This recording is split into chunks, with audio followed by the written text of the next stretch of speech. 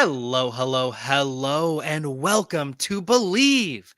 That's BLEAV in Lions, right here on the Believe Network. I'm your host, as always, at Javanaugh87, Jack Kavanaugh, and I am joined by the one, the only, the all pro, the former Detroit Lion, the interception leader, Glover Quin. What is up, man? Just living the dream, getting excited with all the OTA stuff going on. It's summertime. It's just a great time to be alive, and it's a great time to be a Lions fan. No question. It is a great time. It's summertime. I mean, I think it's still cold out there though, in comparison. Yeah. I think it was today. I saw it was in the 50s. That's Woo! cold. That's cold for June. I That's mean, chilly for June. it's 95 every day almost out here in Texas. It's hot. No kidding. Yeah, it's well up in Canada it's obviously a little bit colder than down in Texas, but even still we're not at our normal temperature. Just got to keep ramping that up, ramp up the heat. Oh yeah. Oh yeah. And what a way to get into the OTA stuff. Ramp up the heat, man. You've had the whole off season.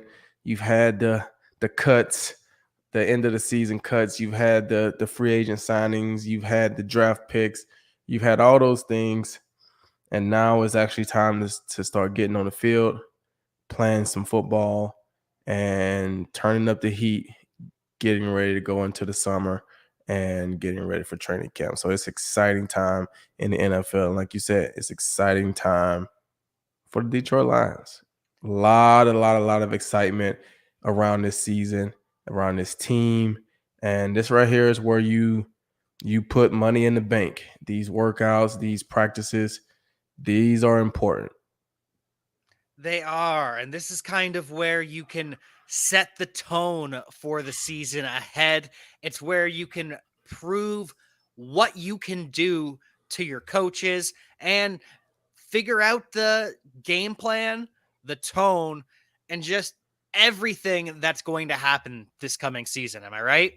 Yeah, I mean, I mean, for new players, obviously, you trying to show that you can be a contributor, right? Obviously, you're not making the final roster right now. You got to go through training camp, but you can do a lot in OTAs to show that I can contribute to this team. If I can stay healthy, I can be a guy that can play. And then for the guys that's been there, you want to come back and show that you're taking that next step. You know what I'm saying? They paid Tracy Walker some money. He's coming. He needs to come back and show that, hey man, I was worth the investment, and I'm taking the next step in a leadership role, and even in just a playing role. You know what I'm saying? You got a young safety. We got to get him ready to go. And so I think that's a huge thing. In the off season, you build those relationships. You build that camaraderie, that chemistry, that just work. Those things are what help you in tough situations come training camp, come mid-season when things are getting tough. You lean back on those tough off-season workouts, and the guys that have been there, they have to lead the way, and they have to show that they're ready to take the next step. Was there anything that the Lions or the Texans teams you were on would kind of do as almost a tradition or just a way to get everyone on the same page with the same mindset? Or did it just depend on what the team and what everyone needed to get ready?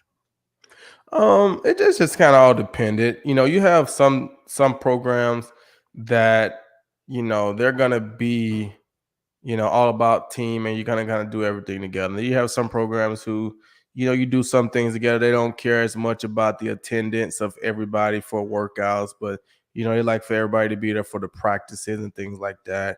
Some organizations put a premium on having 100% attendance throughout the off-season program and things like that. I think each player, especially the veteran players, they know kind of what it takes to get their body ready. They know where they need to be. They know where they should be going into OTAs. They know where they want to be coming out of OTAs, heading into the summer, and then they'll know, where they want to be and where they need to be coming into training camp. The guys that know they need to have a good off-season program to, continue their run at it, because just because you're on the roster, you could be on that bubble. And if you come out and have a bad offseason and there's some young guys that's playing better than you in the offseason, you may not get that shot in training camp because they already see that this young guy is better or could be better. So, we'll rather bring in two more young guys. And now, we're getting better performance and we're getting younger. So all that stuff, every team is different, every coach is different.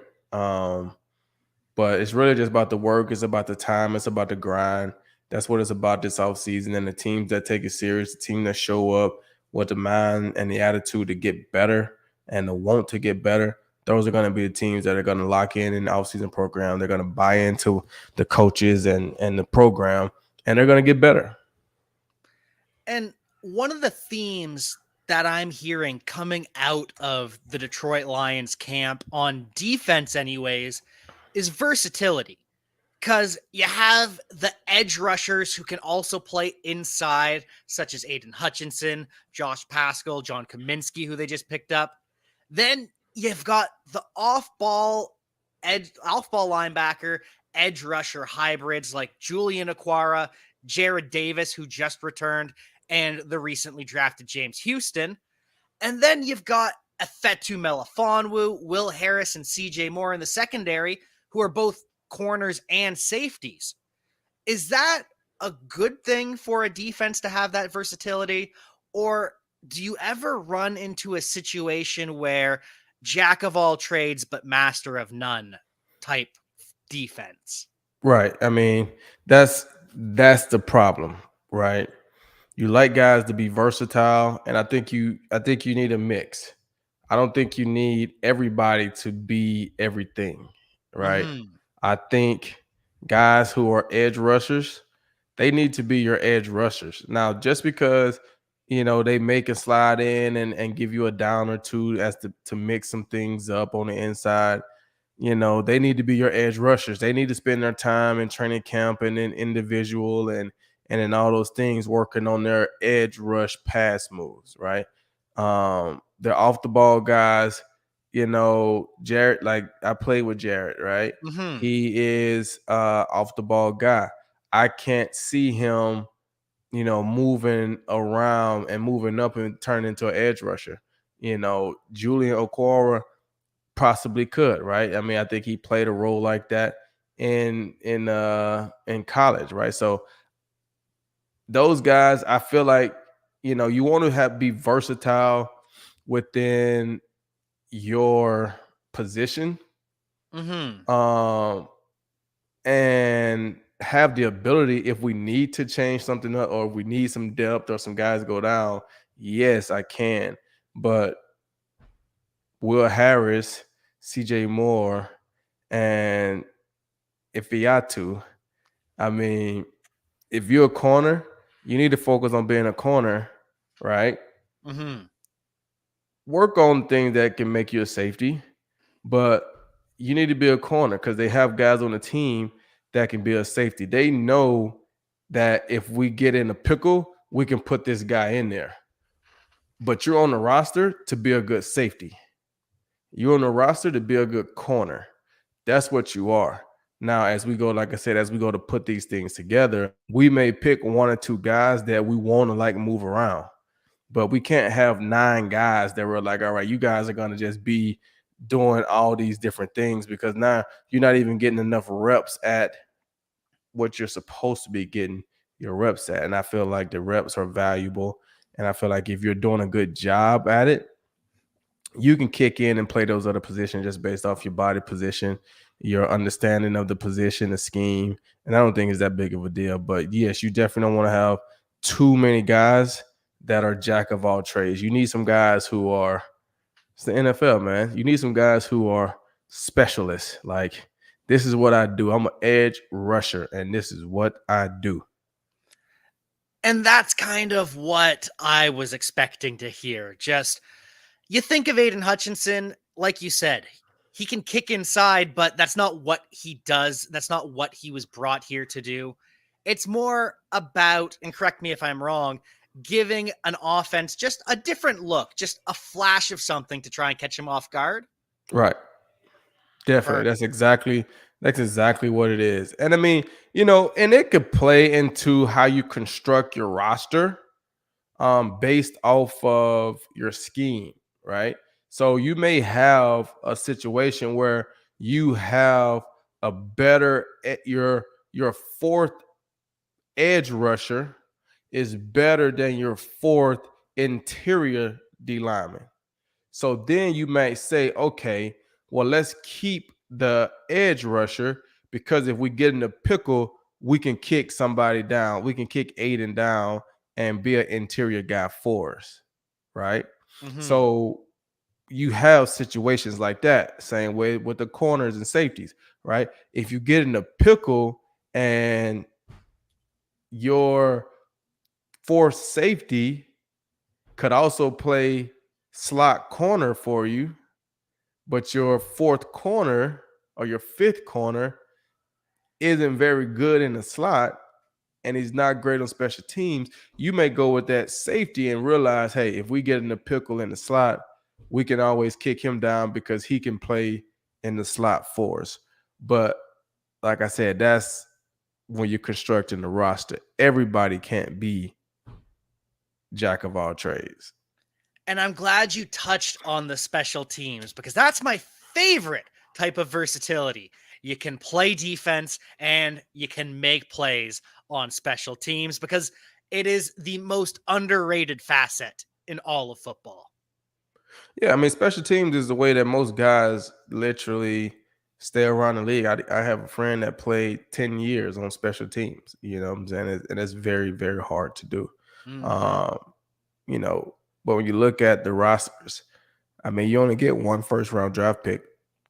You only get one second round draft pick, right? So your team is really built and made up of fourth, fifth, sixth, seventh round draft picks, free agents, and those guys have to be able to run down and play special teams, and they know that. And Hmm. so they take that job very seriously. And those guys are good, man. Special teams guys are good. They're tough. They're hard nosed because it's a tough team to play on, and they take pride in it.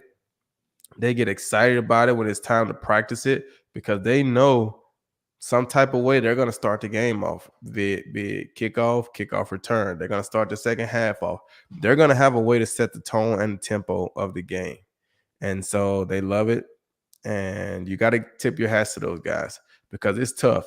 But that is the one of the easiest ways or best ways for young guys, drafted, especially fifth and later. You can even throw fourth in there, but free agent guys stuff. That's the best way to give yourself a chance, even if it's not with the team that you're currently on. There may be somebody else that saw you in preseason or saw you or practiced against you and realized, man, this kid right here was a great special teams guy. He's still on this team's practice squad, or they actually released him. Let's bring this kid in. So, special teams for the young guys, that's the way to go. Some guys can just walk in and maybe they weren't good enough to make the roster of one team, but now they're a starting gunner on another team. You've made the roster just from being an all-star on special teams. And there's only so many reps to go around in practice. And one of the things that reporters keep highlighting out of Lions OTAs is linebacker and fourth round pick Malcolm Rodriguez. He is just making plays all over the place every single day, but it's only with the third team. And so, how many days do you kind of have to stack up to elevate yourself to the second team or first team? Or is it just got to pay your dues as a rookie? Well, it just all depends. It all depends. It's not a time limit. I think it depends on the coach. It depends on the coordinator. It depends on, you know, it depends on really what the truth is. Just because the media see a guy make a play Mhm. doesn't mean he's doing what he's supposed to do in the grand scheme of things. You understand what I'm saying? Like, Mhm. you may see one play that this kid made, but the coaches may see 7 plays that he screwed up.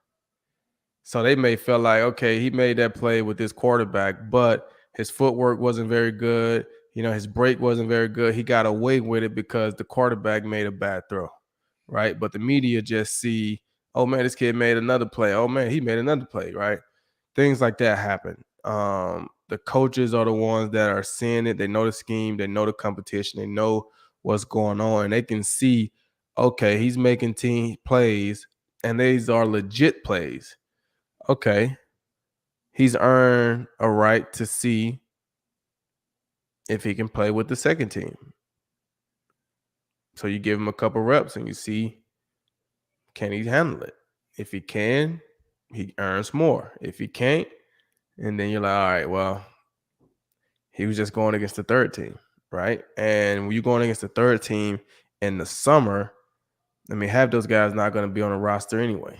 Mhm. Really, just being honest, it's tough business. It is. It is one arguably the toughest business. It's tough. It's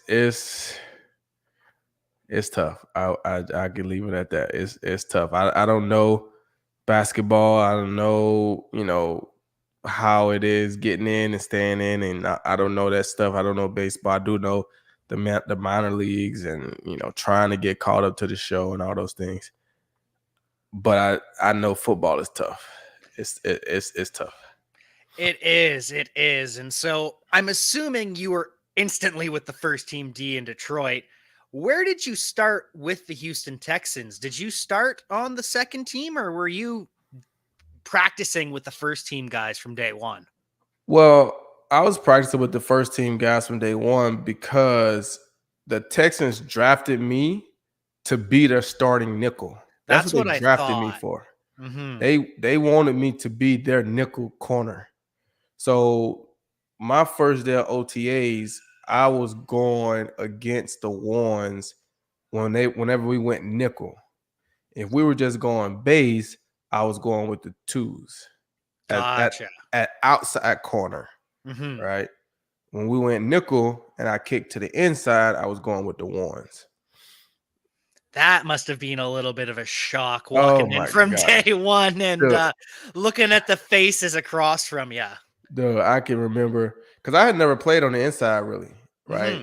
I had never played on the inside, so I didn't understand, what it was all kicked up to be, man. And I tell you, my first day, I was lined up on Andre Johnson, and it's just a crazy thing to go from like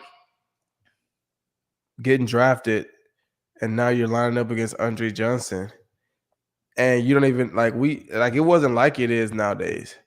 Like we showed up May the 17th or 18th. Basically, we showed up on Saturday or Sunday, maybe. Yeah, we showed up on Sunday, had physicals on Sunday, and then we started practicing Monday morning. Full So contact. you've only had 1 day to halfway learn the install. Hmm. So now you're going out there and you don't really know what you're doing. You don't really know how to do all the techniques that they're teaching you. And you're lined up against Andre Johnson. And you're trying to remember all these calls. Like I was literally spinning. And is this full pads and helmet and No, gear? no, And no, no. In the summertime, it's always helmets, not full okay, pads. still, my goodness, I mean, I only think I went full pads probably 2 or 3 times my whole career in Houston. really? Yeah, we very rarely went full pads. And still, Andre Johnson in just a helmet is absolutely bro, terrifying. bro. Because those guys are so fast, and so they're faster without those pads on. Because when guys got pads on, you can get your hands on their shoulder pads, right? Yeah. When they don't have those pads on, now it's tougher to even like get your hands on those guys, man. So like I said, for me coming in, being my first year, that's tough. Did Andre have anything to say, or was he as quiet as we've all become accustomed to him being? Man, Andre was just as quiet. I remember I remember this story. We show up for that Sunday, it's physicals. And you got all of the Texans rookies. We're all getting our physical. So we're all going from the cafeteria to this. And we go in the players lounge. We come through the door and we go in the players lounge. And I kid you not, Andre Johnson is sitting on the couch in front of the TV. He got a Subway sandwich on the table in his opened up in the paper, and he got his chips poured on the paper, and he's literally sitting in the players' lounge on the couch in front of the TV eating Subway sandwich and some chips. And you got probably 15, 17 rookies come through the door, and there's Andre, right? So none of us would go and sit on the couch. So we all went kind of stood around him and like in the back, just kind of like, nah, bro, that's Andre. And he literally didn't say a word. Didn't even take his eyes off the TV and eating the sandwich. He just sat there eating his chips. I was so nervous. It probably was 2 or 3 weeks before I like talked to Andre. I remember I had a roommate and we used to always come back to the locker room, to the hotel and be like, bro, did you say something to Andre today? Nah, not today. I was about to, but I couldn't do it. And I remember catching an interception in practice and I started returning it, and Andre wasn't in at the time. So as I was running through, return the interception, Andre kind of act like he was going to try to tackle me or tag me off. So then as I'm running back to the defensive side of the ball, he put his hand out and dapped me up like, good play, Rook. And like that was it for me. That's when you knew you'd officially Yep. made it. Yep. Andre dapped me up after I caught a pick, and I was like, yes, Andre dapped me up. I've made it. I am part of the NFL now. Yep. Andre dapped me up. Love that. Love that. And so, another question I have about kind of getting used to the building and the team, Houston or Detroit, they're talking about Jared Goff right now and how last year he looked like someone who struggled to find the parking lot after practice because he was so new. And this year, he looks like a guy who knows every shortcut through the building. Is that a reality in the NFL where it's not just the team and the scheme and everything, it's the city and the building and everything that comes with it? Oh, no question. When you first get there, man, it's a lot going on, and you're in a new city, you're in a new building, new locker room, new teammates, new cafeteria, new routine, new everything, and so that plays. I mean, just not knowing the how to get to the locker. I mean, to the facility.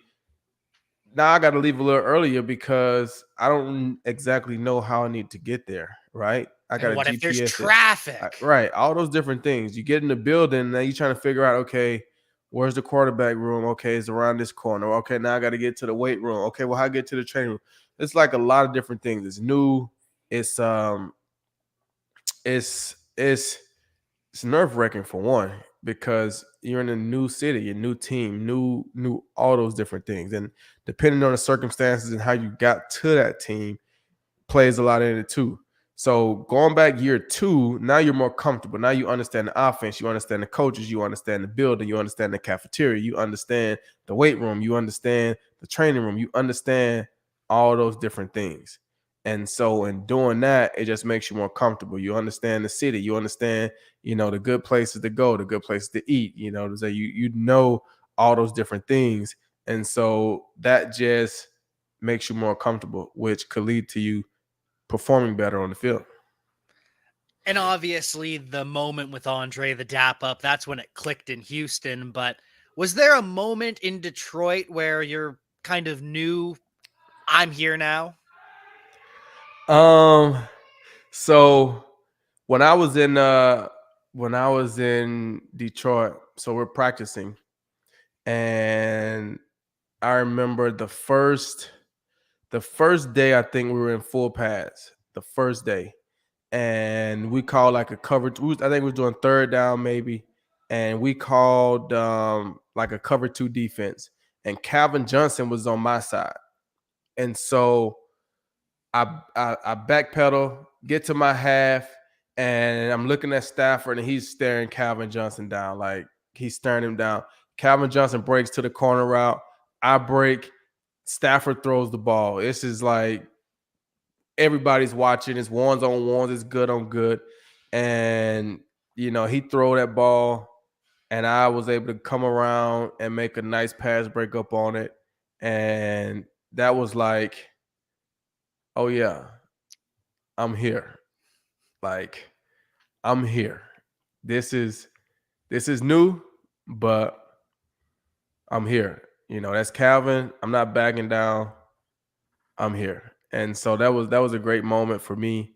And it just kept getting better and better. And I think that might be a little bit of an understatement. It got better and better and better through your time in Detroit. Just funny when you think about it, too. Massive wide receivers with the last name Johnson. Both of them helped you get better and find your way with your respective teams.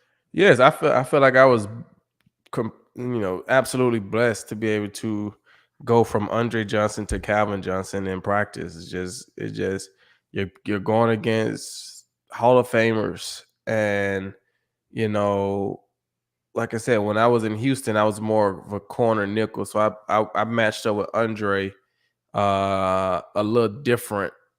You know what I'm saying? Just from a corner standpoint, like cover him. When I was in Detroit, I was more of a safety. So I didn't really match up one on one with Calvin. But as a safety, you better know where Calvin is at. You better Yeah. know, all those different things. So being in cover two and now you're one on one with Calvin on the deep ball, that's not a good feeling either. So it was totally different in Detroit. But just knowing those guys are on the other side, you want to compete, you want to stop those guys, you're going at them, um, trying to win. And if you take it that way, you take it serious, it'll make you better. It make both guys better. It makes practice fun. The quarterbacks get good work. It's just good for everybody when they see the ones going against the ones, the good are going against the good, and guys are making plays and competing against each other. And you talk about how you feel blessed to go from Andre Johnson to Calvin Johnson. I wonder if Matthew Stafford feels blessed going from Calvin Johnson to the recently paid Cooper Kupp. I don't know if you saw his new deal, but 3-year extension, 5 years total, 78.5 million in new money, 26.1 per year. That's number 4 behind only Tyreek Hill, Devontae Adams, and DeAndre Hopkins. It's a lot of money, man. It's a That's a lot lot of money. of money. Golly, man, that's a lot of money. 75 million guaranteed. Hey, it's all about timing. Yup. It's all about timing, and this era of the NFL is, from a financial standpoint, this is probably the greatest time ever. I mean, I was just talking to my nephews today, and I was telling them, like, when I came out, we had just came off the CBA, and we had a flat salary cap of like 120 million for like 2 or 3 years in a row. Now the salary cap is, I don't know, almost 200 million. So, when I came out, the highest safety signed a deal for 5 years, 40 million. He was only making $8 million a year. Nowadays, I mean, they're giving guys that don't even have a Pro Bowl $8 million a year, Yup. right? You know what I'm saying? You get a Pro Bowl, you're looking at least 10 to 11 million. Now you get multiple Pro Bowls, you're looking at 13, $14 million a year as a safety. And then with the number of the deals being so high, the players feel more comfortable taking smaller deals. Well, shorter deals, right? Mhm. Back in those days, when I was for free agency, a lot of the deals were 4 and 5 year deals. right? Yeah. Nowadays, when you're making 10 to 12 to $13 million a year, well, you can take a 3-year deal. You could take a 3-year $40 million deal, right? Yeah. And then resign again, as opposed to being in a 5-year deal and you're stuck, and now you can't go back to the table and actually get some money. So to be able to come in, hey, I signed a 3-year $30 million deal. Okay, that's 10 a year. Cool. These first two, I'm gonna make 20. I play well. I'm probably gonna get an extension. I'm gonna sign another 3-year, 75 million. And now I'm making, you know what I'm saying? It's just so crazy how the money has changed. But that's an incredible deal for Cooper Cup. I'm a player I can't hate, For the sure. money is what he's earned. And congratulations to him. Congratulations to Cooper Cup and his teammate Aaron Donald, who Aaron Donald was got paid too. also paid. He is now the highest paid non-quarterback in NFL history. And personally, I think that just makes too much sense. I think Aaron Donald is the greatest defender of the modern era. He deserves every penny. I mean, I know we're not gonna do it, but I wish we would stop saying that because the era is just different. Mm-hmm. Like the next person to get paid is gonna be the highest paid in history because the money is the highest it's ever been in history, right? So Yeah. anybody that's getting paid right now, you're probably just the next guy, right? You're the next quarterback, right? Like you Yeah. look at a guy like Deshaun Watson. He just signed his deal. It's guaranteed deal, $230 something million. Like that's the most probably guaranteed fully. Got the probably the fully guaranteed most Yeah. money in NFL history because it's never the money is just the same. And so, I know it's cool for us as a guy to be like, yeah, man, I'm the highest paid player in NFL history. Nobody in the history of the game has made more money than me. And that's just a money standpoint. That doesn't mean that you're not a good player, but that doesn't mean you're also the best player in history. There's probably some players that played that were better. It's just the league, the area, the money was different. So they couldn't make $40 million a year. They wasn't giving guys that much money back then. Yeah. Uh, Lawrence Taylor could not be paid $40 million because the Giants weren't making that much money. right, The NFL in general back in the day. right.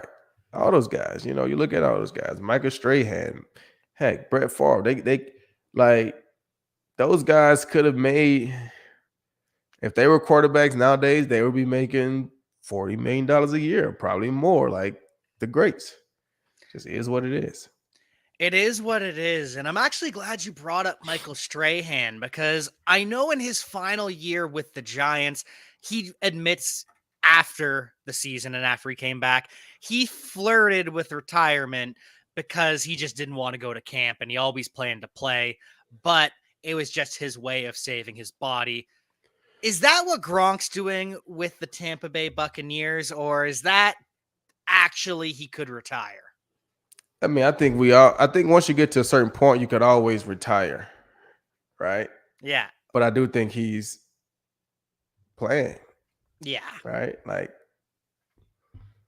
when you are as popular as Gronk, you've won Super Bowls, you've been great in this league, you don't have to play, No. right? So why would I go back to training camp? And he's older in his career now, so I don't think like he's not trying to be the Gronk of old in a sense. He's just trying to throw him the ball in the red zone and let him score a touchdown.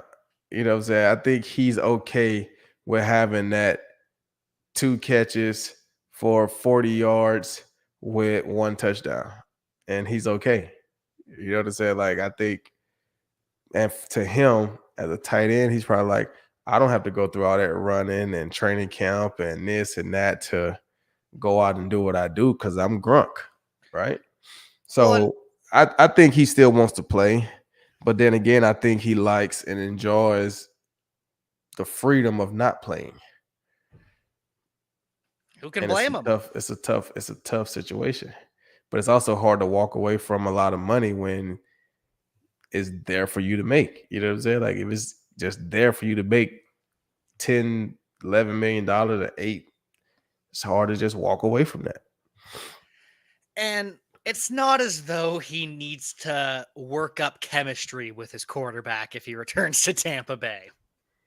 Right. That's already locked Yeah. down. I mean, Tom, heck, Tom was probably the one telling them, "Hey, man, yes, take a break. Like, yeah, I get you back in. You'll be fine. We'll get you caught up. Rest You'll the be fine. back. Take a break, rest the body.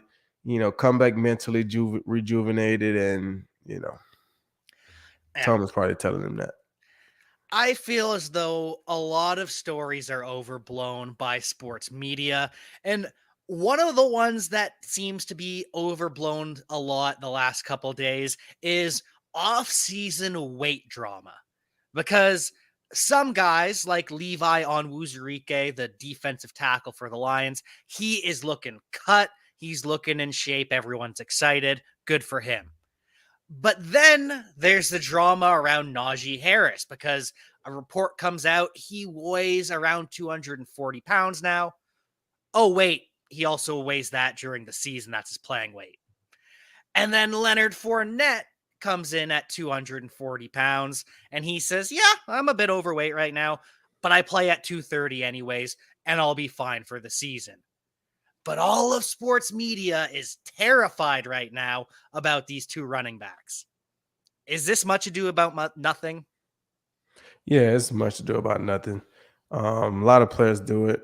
You know, I don't know how long the longevity of that is, meaning as you get older, it's hard to be 10 pounds over in June and then be in shape ready to go in the end of July, right? It's hard to lose that much weight because if you're in shape, you're lean, you're cut, you're fit, you don't really have 10 extra pounds to lose. So to lose 10 pounds, now you got to cut back on the weights. You got to cut back on your muscle to try to get down to 230, right? So that's not very good, Yeah. right? You want to be, if you're 240 and you're lean and you're in shape and that's just your muscle tone and that's just what you're weighing right now, your body fat is low, well then you just got to be comfortable being 240. That's just the way your body is growing. But if you're fat, you know, it's tough. You're trying to cut weight so quickly going into training camp as a running back. I don't know if that's healthy, Mm-hmm. right? But for Najee to say, "Hey, I was 244 last year, now I'm 240," he's probably slimmed up, got a little more lean, a little more toned up, a little more muscular.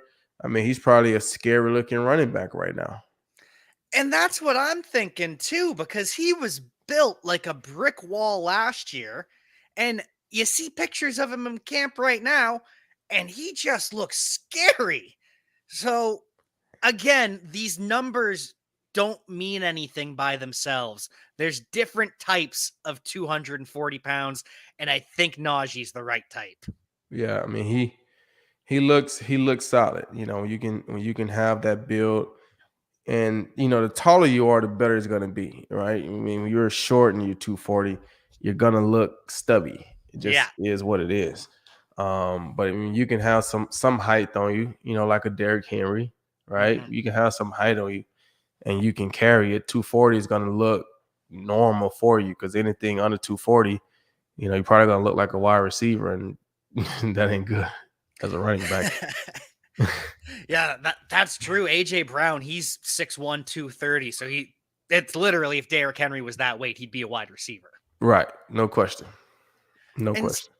so the final story buzzing around right now is one I wanted to ask you about, but it's not a good one for the Detroit Lions. Or maybe it is, depending on how quickly it happens. Aaron Rodgers has reportedly said he will definitely be retiring a Packer. So the Lions are stuck facing Aaron Rodgers for the next couple years. What's that like? And Y- how does it feel? You know what is to me, my years in Detroit, I think we had a winning record against Aaron Rodgers and the Green Bay Packers. Um, for the Detroit Lions, what that means is you got to go through Green Bay every year to win the division. That's really what it's going to mean because Aaron Rodgers, as long as he's healthy, he's going to have his team somewhere in the mix competing for division championship every year. So for the Lions to win a division, they're going to have to knock off Aaron Rodgers and the Green Bay Packers. And I think if they can consistently do that, they'll drive Aaron Rodgers to retire quicker. Whoo! That is the positive, optimistic way to look at that news. Yep. He'll retire quicker. He get to the point to where he can't get past the Detroit Lions and get into the playoffs and win. And now he's just out there. He's made plenty of money. Hopefully whatever he's done with it. I don't think he's playing for that. So if he get to that point to where he felt like, man, I went through the Detroit Lions for all these years and now I can't get past these guys, it's probably time for me to hang it up. And that's not a shot at Detroit Lions. That's just kudos to how dominant and how good of a player Aaron Rodgers has been in this league. And when you've been at a high level for so long, once you start to kind of fall off that pedestal, now it's kind of like, oh, okay, it's time. It's time. And so, and you could say that with any of the teams in our division. We're just talking about the Detroit Lions. The Chicago Bears could be saying the same exact thing. Minnesota Vikings could be saying the same exact things. Yeah, they may have won one here and there, but over the last 12, 13, 15 years, it's been Green Bay Packers and Aaron Rodgers. Did you ever have much back and forth with Rodgers talking on the field, or as safety, are you usually too far away to get too chirpy? Yeah, I didn't really talk much, period. You know what I'm saying? I might Mhm. say something to Aaron Rodgers in pregame or whatever, but I didn't really talk much. He didn't really talk that much. He might look at you and give you that little smirk, and you know, but Aaron was cool. Like we were good competitors. Um, we always knew that Aaron was going to give us his best shot, and he knew I was back there lurking. He knew when he played against our secondary with me and Slay and Quandre, and we had Rasheen and Dig, like all those guys. Like he knew we were back there. And it was fun for him probably competing against us, and it was fun for us competing against him. He was a good player, and Devontae Adams was young, and he was a good player then. We had some really good battles. Just a chess match, iron sharpening iron. Everyone gets better playing the best.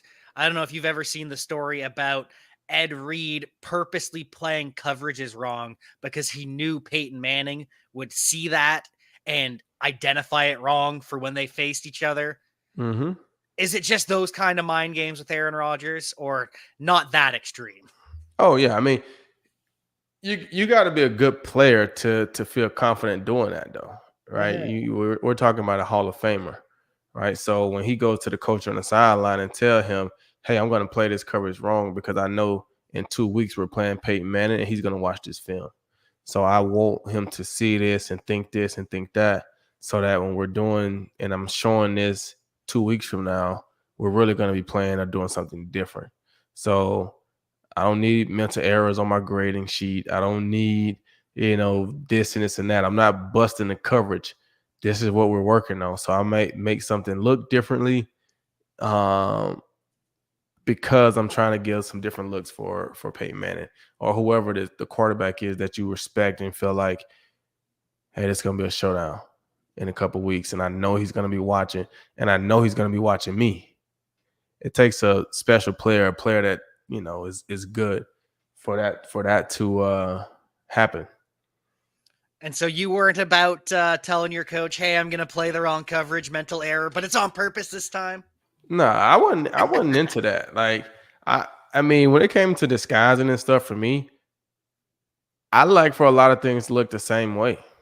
You know, I feel like, when you're showing low and you run high, or when you're showing high and you run low, or when you're inside and you run outside, or you're outside, and like good quarterbacks know that. They can see that. I like for everything to look the same.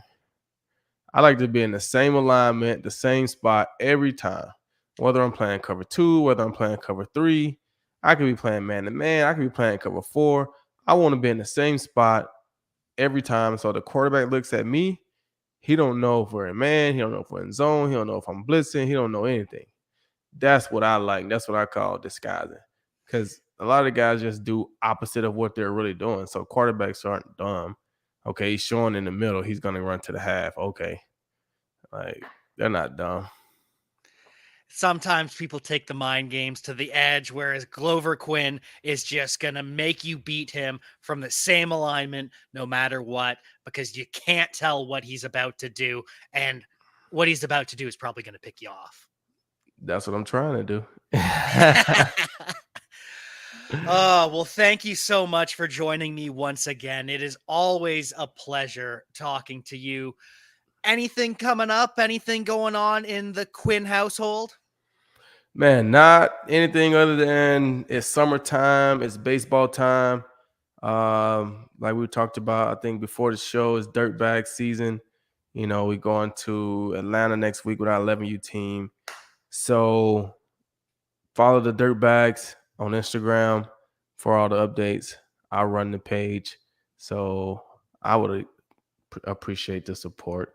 It's a lot of time, a lot of effort that goes into all the videos and the photos that is put up on the page to, show some good, fun youth baseball content. And so I would appreciate the support. The Dirtbags would appreciate the support, and wish us luck as we go to Atlanta to compete with some of the top 111U baseball teams in the country. Good luck to the Dirtbags. Go Dirtbags from all of us here at One Pride. I imagine each and every Lions fan out there is going to be rooting for the Dirtbags next weekend. I would appreciate that. I would definitely appreciate that. Well, looking forward to it. Make sure you follow the Dirtbags. Make sure you follow us at Believe in Lions. And until next time, we will see you soon.